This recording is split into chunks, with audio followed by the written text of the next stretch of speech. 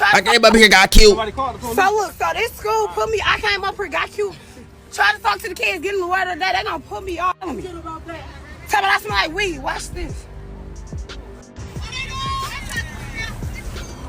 He gonna try to get married.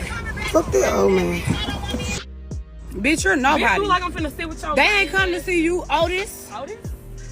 Bitch. You heard who they screaming for. Hiya. Bro, we fucked my head up. I ain't gonna hop down on that. Oh, smack that ball up.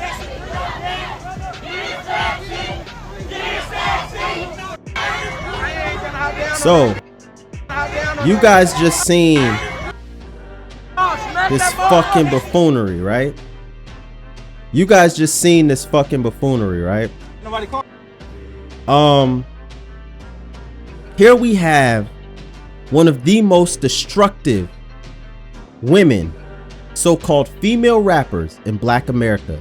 This woman right here that you see right before your eyes has did more destruction, more tearing down of the Black woman image in the Black community as a whole than any woman, any of her predecessors. They could not wish, they could not dream to have done the amount of destruction to the Black community as this woman on my screen right here. Sexy fucking Red. I will argue and debate anybody on that. Carisha, JT, fucking Young Miami, fucking Lil Kim, Remy Ma, Ice Spice, Glorilla, Nicki Minaj. None of these women hold a single candle to what Sexyy Red was able to do in her career in fucking just one single year.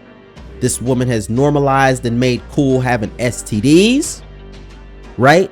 This woman made women comfortable. I remember the original thread when that shit came out.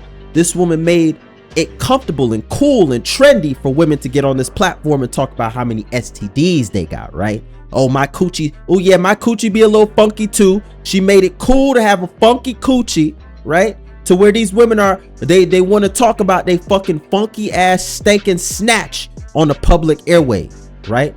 It's this woman who did that, right? This woman's, the song that fucking debuted and brought this woman right in front of us. The entire hook of the song was what was that song again? Damn.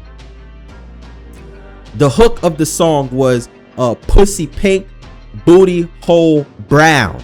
That's who we talk about right now. That is the hook that made this woman a multi-millionaire, was pussy pink, booty hole brown, right? Within the first few months of this woman's career, she had a sex tape out released to her, right? She was twerking in the fucking delivery room, right? This woman has her entire image is basically rooted in degeneracy, right? There's nothing child friendly about this woman at all. In the slightest. There's not a single child friendly thing about this woman, right? But here you have it. This woman is going to a school to perform. One of the most adult acts that we have in this modern era is literally trying to perform at a school. And she is mad and irritated. She's angry that the school won't let her show up to perform. Now, whoever signed off on her coming to the school in the first place is a dumbass, right? I get it though. I get that you already know that the kids are listening to it and you want to kind of award the kids by giving them one of the artists. And I get the entire, thing. I don't want to act like I'm sitting up here and pretending like you see these kids chanting, right? They know her music and they listen to it, right? But one of the things that I do want to mention is that all of this degenerate music is targeted to the kids. I would love to pull her age demographics to see, and I get when a lot of kids sign up for these platforms. I damn sure know I was one of them. When these kids sign up to these platforms, before I was 18, I would mark 18 as my age on every platform that I signed up to. And I'm pretty sure other kids do it too. Because you don't want to opt into any potential age restrictions, especially I was always a technical kid. So I knew that when you give a platform your age, they might automatically opt you into a whole bunch of age restricted categories that you just didn't want to be in. You wanted to be able to see everything as a kid. When you're signing up on YouTube, I don't want to click on a video and it say, hey, you know, I made a new YouTube page the other day, and I always just choose a random age. You know, I never put my real information into these platforms, so I just chose a random age, and I think I selected an age that was technically under 18. So when I would click on a certain video and say, hey, you can't, or I try to go to a certain video, you can't watch this video because it's restricted to your age group. You don't want to get a message like that, a prompt like that as a kid, so you just fill out 18 for everything, right? So I would love to see what her age demographics are though, right? Because I would bet you the vast majority of her followers and her listening are not legal age. And I'm not saying that they all are. Right? I know that there's grown adults who listen to Sexyy Red. I know there's a lot of, you know, college kids, etc., that listen to Sexyy Red, right? But I would bet that a large portion of her audience are occupied between that 14 to 16 range. I mean, for God's sakes, we had a girl who went viral. The little light-skinned ballet teacher went viral about a year or so ago. In Sexyy Red, remember what Sexyy Red told that woman? Shut the fuck up and put on my music. Oh, put on that pussy pink booty hole brown for them kids. Put that on. Fuck you talking about that they'll all this crying on the internet talking about your kids is listening to Pound Town. Put Pound Town on. That was her disposition to a woman who got on the internet and was crying and saying that little kids want to listen to Pound Town, right? What she said, instead of, if you make degenerate music, that's one thing. I'm not mad at Sexyy Red for improving, for capitalizing on this. It's easy to speak on this from the outside looking in and saying, and everyone wants to act like they would come from nothing, right? They would come from, not having a job or making $40,000, $50,000 a year or whatever the fuck, or making $30,000 a year at some dusty warehouse, and then be presented an opportunity to capitalize on degeneracy for millions and millions of dollars, and they would choose not to because they're this super high moral person. No, I don't believe everybody would take that choice. And, I don't think Sexyy Red should have to stop making her music for the kids or whatever, right? I don't think so. But it's one thing to make your music, it's another thing to basically actively shut down anyone who's saying that, hey, kids should not be listening to this music. Your kids are asking me to put on Pound Town. You know what you should have did in that very moment, Sexyy Red? Exit the conversation, not reply. Not reply. Do not reply to that. Don't say a fucking word. But instead, you decided to come out and double down on it and say, nah, put on Pound Town for the kids. Shut the fuck up. Put on Pound Town, right? Now she's at a school, right? At a high school. Everyone in high school is not 18. Only the seniors, maybe some juniors who got left back, but not everybody at a high school is over 18, right? You are going to this high school to perform your degenerate music. Get it sexy, get it, all this degenerate bullshit, right? Which you should not be doing. And that's what you're doing. And you're mad that the school, and not only do you go to school, but you go to the school smell like weed. This is insanity. And there's a girl who made a video about this whole Sexyy Red situation. I want to see if I can find it in my bookmarks, but I'm gonna search my bookmarks off screen, because I don't know what the fuck is in there. I ain't gonna sit up here and lie to you. I'm gonna look at my bookmarks because there's a girl who made a video about this entire situation, and she was catching a little bit of flack for her opinion on this situation, and I want to see if I can find it real quick. Or actually, I could just search across my app from BMR the prize. I could search, what did I tweet in relation? What I quote tweeted it, and I said, enemy of Keishaville. Oh, I said public enemy. I said would make her public enemy number 1 with Keishaville. Okay, here it goes. Let's see. Here it is. Let's drag this tab back in. Here it is. So this is the video. Sexyy Red. These new age adults are exactly why I'm afraid to have kids, because they want to be the kids. Like, the grandma's the baby. Currently going viral on Twitter right now because I had retweeted a post where Sexyy Red was mad because she couldn't go and perform or speak at a school. And I said that I've been telling y'all her target audience is kids, because it is. That's what I... Listen to what this woman is saying. This woman is saying that Sexyy Red's target audience is her kids, and I very well know this to be true. Her target audience is the children. They're the ones who bolster her numbers. They're the ones who are consuming Spotify and all these streaming platforms in mass. If you make music in this day and age, majority of your target audience that is consuming your music via streaming platforms are fucking children. They're not adults. They are kids. These kids are the ones who dominate all the fucking streaming numbers. When you look at it, the Logan Pauls of the world, the fucking Jake Paul, all these Twitch streamers, the Kai Cenat, the Aiden Rosses, the reason why these people garner so many numbers is because their audience is a whole bunch of kids who have a plethora of time to dominate these streaming platforms and stream. And who has time to sit there and watch a fucking Twitch stream? A kid, right? They're watching them in school. They're watching them at home. They're watching them while they're playing video games. They're putting on Kai Cenat and they put on Aiden Ross, right? These kids are the ones who's streaming the music the most. They know how to work the phones the best to be able to get to all these platforms and stream and download your music.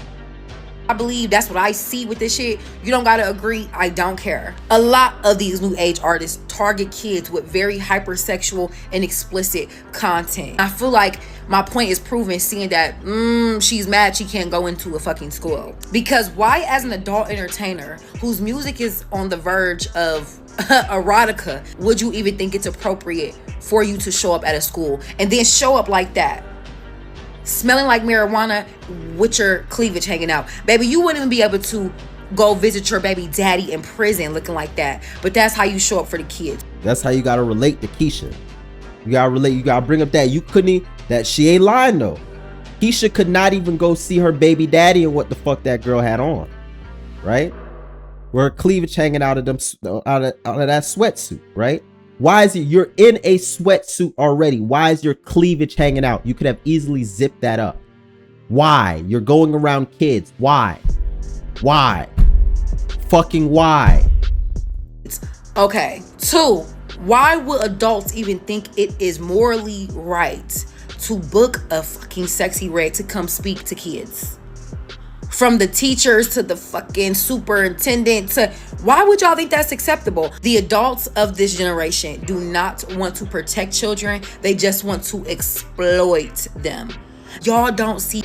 These labels, these media companies, all of them are all in on it, right? I'm a software engineer for a living. I work for a tech company. And let me unfreeze this. I don't want to put this girl in an unflattering angle. Because she's speaking some truth here. I'm a software engineer for a living, and I work in tech. I'm a senior software engineer for a living, actually, and I work in tech, right? I work in a sector that is adjacent to the advertising market, so I'm familiar with a lot of the things that go on in these social media platforms. I work in a sector where some of our competitors are these social media platforms. Let's say that, right? I don't want to say too much, but I'll say that. These companies are making a fucking killing off of watch time. Every one of these social media platforms are essentially competing for watch time. That's why that's one of the reasons why Twitter does not want to get rid of porn, right? It's in humanity's best interest. Elon Musk claims to be this huge humanitarian who cares about humanity and all this certain things.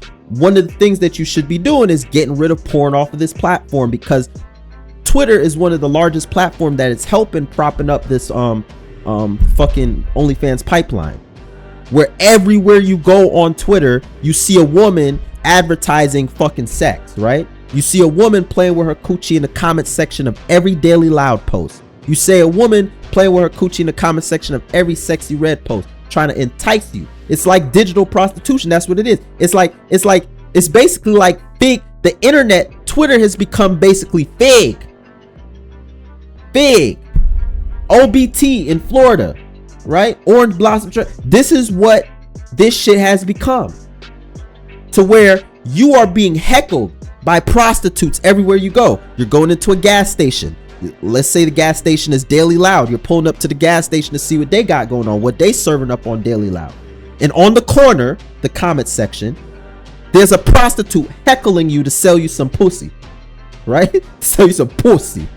There's a fucking prostitute on the fucking street corner, which is the comment section in the digital world, heckling you to sell you some pussy. I hope you guys is catching what I'm putting down right here, right?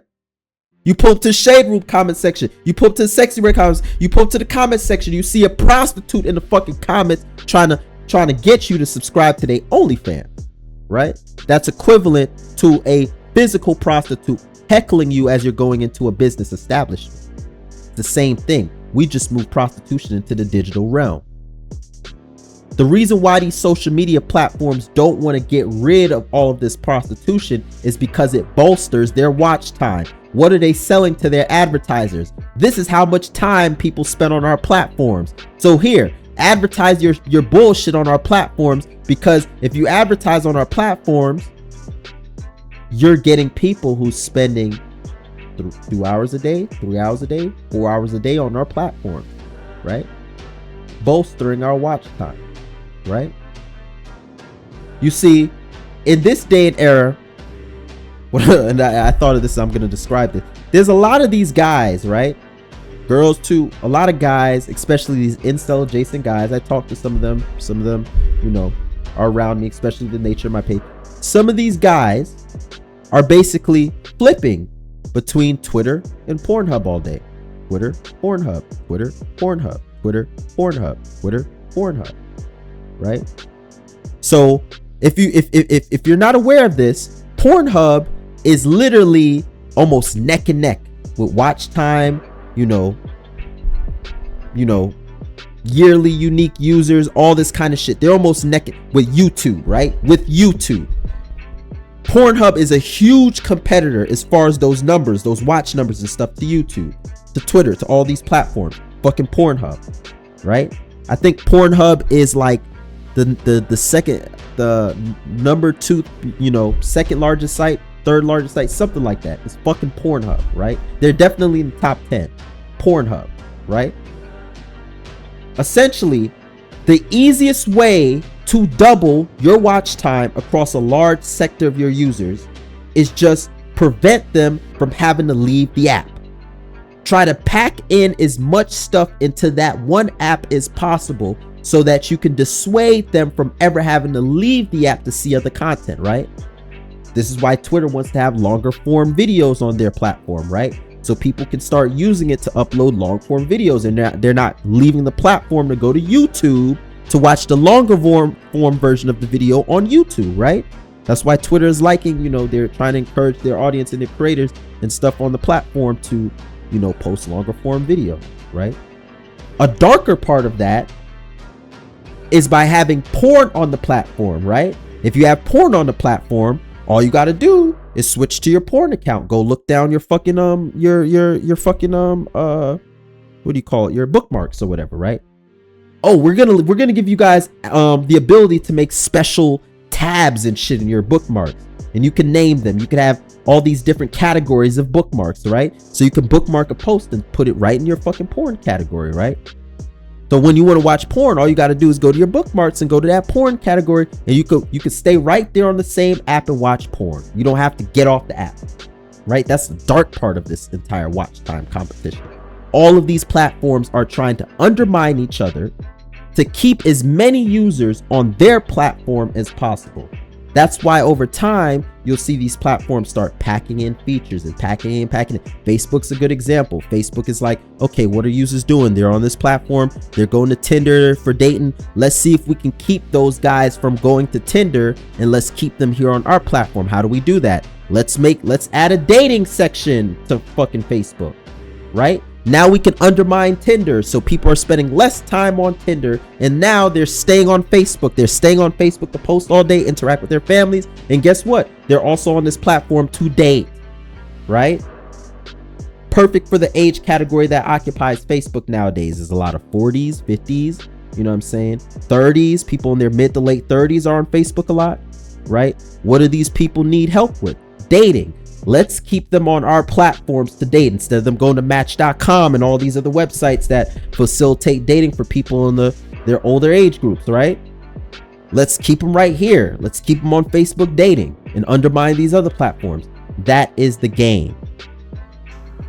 You don't see black children as children. This is why y'all in my comments in my last videos mad at me because I don't agree with an 18-year-old being a 304. The amount of adults in my comments trying to justify this shit is just like blowing my mind. It's and you see, I talked about this a lot in my other video, right? One of the most lonely tiers of a black woman is a black woman who is on code with black men, and she becomes an enemy of degenerate Keishaville. This is why most black women do not want to denounce degeneracy, right? Across the entire socioeconomic scale, women are basically hive-minded, and they are being basically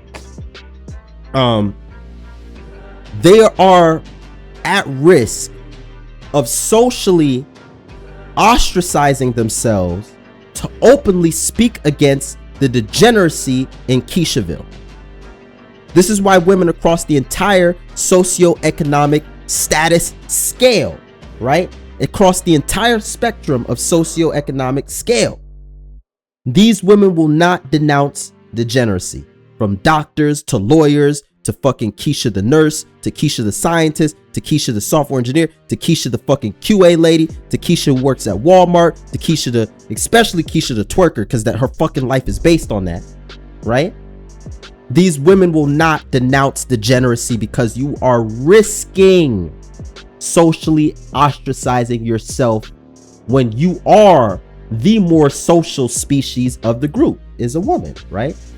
A woman literally survives on her ability to socialize, right? She literally thrives on it. She occupies all these drama platforms and is, trying to get into the lives and interested in the lives of all these people all day. It's because she's a social creature, and the last thing you want to do as a woman is ostracize yourself from the social group.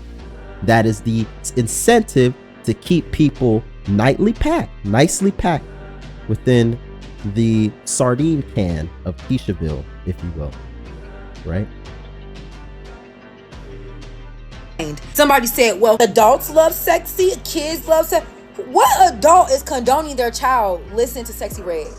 Even I had to sneak to listen to Kaya.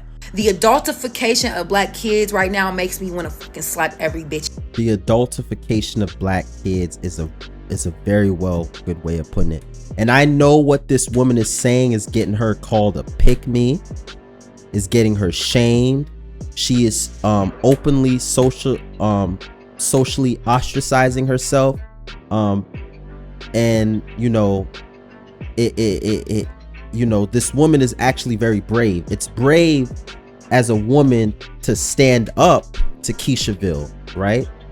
Especially when Keishaville will stop at nothing to demonize and shoot down anyone who speaks ill of the degeneracy in Black America.